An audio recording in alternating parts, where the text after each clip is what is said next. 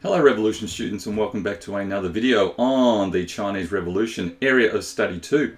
In this video I'm going to look at the Great Proletarian Cultural Revolution, or continue to look at it, and focus on the beginnings of the Great Proletarian Cultural Revolution. There are a number of policies and events that took place which launched this key event, and let's have a look at them now. So the first one was this May 16th circular, and it was released May 16th, 1966 by the CCP Central Committee.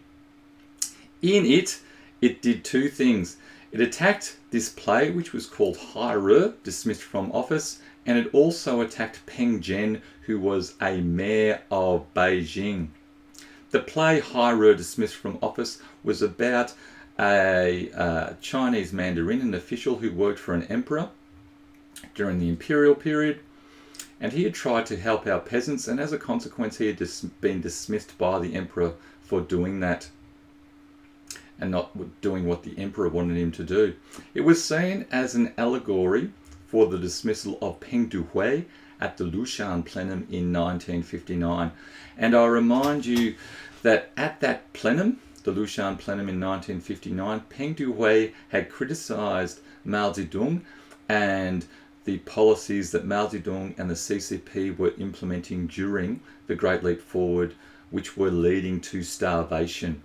Peng Duhui had tried to stop those policies, and he had been unsuccessful at the plenum, and he was denounced as an anti-party element. So this play was seen as an allegory of that. The May 16th circular attacked the play, attacked its right of Wuhan, and it attacked Peng Zhen, the mayor of Beijing, because Peng Zhen, or Mao Zedong, had been attempting to get Peng Zhen to criticize this play for a number of months prior to the May 16th circular, and Peng Zhen had pretty much refused. The other reason why Mao Zedong attacked Peng Zhen, and perhaps the most significant or the real reason why he attacked Peng Zhen, was because he was trying to undermine Liu Shaoqi and Deng Xiaoping's authority within the party, because Peng Zhen was a close ally of Liu Shaoqi and Deng Xiaoping. Another key event that occurred was the appearance of the Red Guards in May 1966, and they appeared at a middle school attached to Beijing University, and then they spread to other middle schools and universities, Beijing University. Liu Shaoqi tried to stop their activities by sending work teams to Beijing University, trying to control them in June and July 1966, and we'll see that they were unsuccessful. The most significant of all the documents, though, that launched the Great Proletarian Cultural Revolution was this 16 points. And it was passed by the 11th plenum of the Central Committee, which ran from the 1st to the 8th of August 1966. The 16 points are really significant because it's in these 16 points we get the main themes of the Cultural Revolution, the references to the Four Olds, also references or the key phrases such as those taking the capitalist road. So let's have a look anyway. I've got an actual extract from the 16 points you can see there, and I'll just read through it very quickly. So, at present, our objective is to struggle against and overthrow those persons in authority who are taking the capitalist road. On the surface, Mao Zedong would have been people who read that point there would have seen that he was referring to Peng Zhen. He was also referring to others alluding to, although it wasn't clear at the time, people like Liu Shaoqi and Deng Xiaoping, and we'll see they get attacked later on. The Great Proletarian Cultural Revolution is bound to achieve brilliant victory under the leadership of the Central Committee of the party, headed by Comrade Mao Zedong. So he is the leader once again. He's back in the hot seat. Okay, the other significant event that occurred, which signalled the beginning or the beginnings of the Great Proletarian Cultural Revolution, was Mao Zedong's swim across the Yangtze River. This was a very significant event. It contributed to his cult of personality, and you can see one aspect of that there. These sort of paintings that came out at the time showing Mao Zedong as the leader of the country, and all the Chinese people around him going, "Yay, you're great, Mao Zedong." The swim itself was very significant because we need to keep in mind that many Chinese at this time couldn't swim. The fact that Mao Zedong could swim and that he had swum the Yangtze River, which was in many sections hundreds of meters wide, it was a huge feat.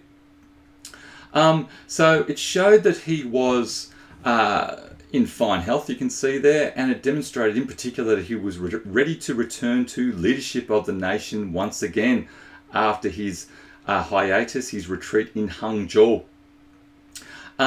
And he did what many of our own leaders do at certain times, is they go for a run. If we think about what we see on the news sometimes, our prime ministers, they go for a run or they go for a swim to show that they are physically fit, which then shows that they are also able to lead the nation.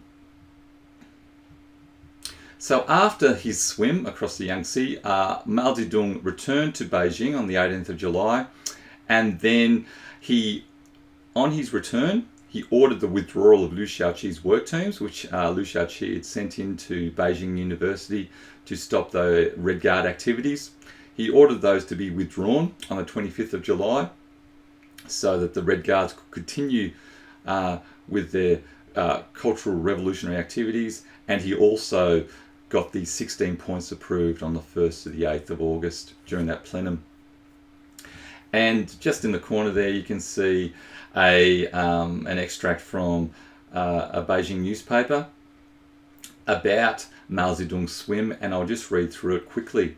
Chairman Mao, the most respected and beloved leader of the Chinese people, had a good swim in the Yangtze. He was in the water for 65 minutes and covered a distance of nearly 15 kilometres downstream. As the good news spread through the country, it was greeted with unprecedented enthusiasm. People expressed the heartfelt wish for a long, long life for their venerated and beloved leader, and their determination to follow forever the revolutionary road charted by Chairman Mao, advancing through class struggle. So you have there my summary of the beginnings of the Great Proletarian Cultural Revolution. I hope you have found it useful for your study of China AOS 2, and I will see you next time. Goodbye.